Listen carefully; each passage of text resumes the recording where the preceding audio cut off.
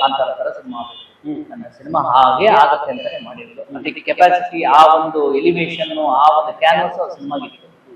ಆ ಹಂತಕ್ಕೆ ಆಗಿಲ್ಲ, ಬಟ್ ಆದ್ರೆ ತುಂಬಾ ಒಳ್ಳೆ ಅಪ್ರಿಸಿಯೇಷನ್ ಸಿಕ್ತು. ಆ ಅಪ್ರಿಸಿಯೇಷನ್ ಇದನ್ನೆಲ್ಲ ನೋಡಿ ಫಿಲ್ಮ್ ಫೆಸ್ಟಿವಲ್ ಇವತ್ತು ನೀವು ಹೇಳಿದ ಪದ ಸತ್ಯನೇ. ಥಿಯೇಟರ್ನಲ್ಲಿ ಸೂಪರ್ ಡೂಪರ್ ಹಿಟ್ ಅಲ್ಲ, ಆಸ್ ಎ ರಿವ್ಯೂ ಆಗಿ ಸಿನಿಮಾ ದೊಡ್ಡ ಹಿಟ್ಟು.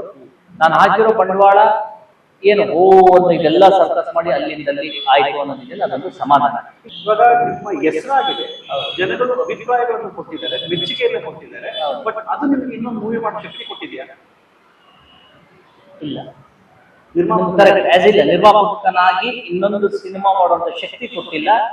ಹಳೆ ಸಾಲಗಳನ್ನೆಲ್ಲ ತೀರ್ಸ್ಕೊಂಡು ಅಲ್ಲಿಂದಲ್ಲಿ ಬ್ಯಾಲೆನ್ಸ್ ಮಾಡೋದಪ್ಪ ಇಲ್ಲ, ಸಿನಿಮಾ ಪ್ರೊಡಕ್ಷನ್ ಮಾಡೋ ಸದ್ಯಕ್ಕೆ ಪ್ರವಾಸ ಬೇಡ ಅನ್ನೋ ಹಂತಕ್ಕೂ. ಯಾಕಂದ್ರೆ ಕೆಲವನ್ನೆಲ್ಲ ನೇರವಾಗಿ ಒಪ್ಕೊಳ್ಬೇಕು. ಸುಮ್ಮನೆ ಮಂಡು ಇದರಲ್ಲಿ ಸಿನಿಮಾ ಸರಿ ಹತ್ತು ಮಾಡೋ ಶಕ್ತಿ ಇದಲ್ಲ.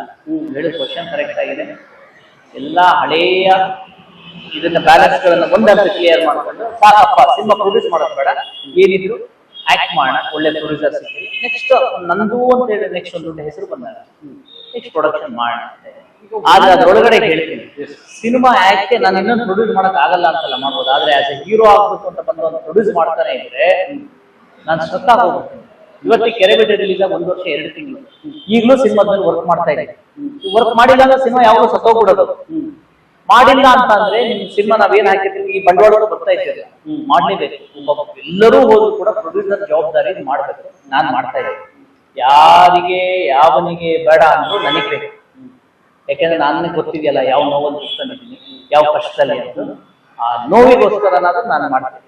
ಒಂದು ಹೇಗೆ ಅಂದ್ರೆ ಸೋಲೋ ಗೆಲುವ, ಸಿನಿಮಾ ಚೆನ್ನಾಗಿದೆ ಅಂತ ಬಂದಿದ್ಯಾ, ಆ ಸಿನಿಮಾ ಕನ್ನಡ ಇಂಡಸ್ಟ್ರಿಯಲ್ಲಿ ಒಂದಿಷ್ಟು ವರ್ಷಗಳ ಕಾಲ ಸ್ಥಿರವಾಗಿ ಇರಬೇಕು.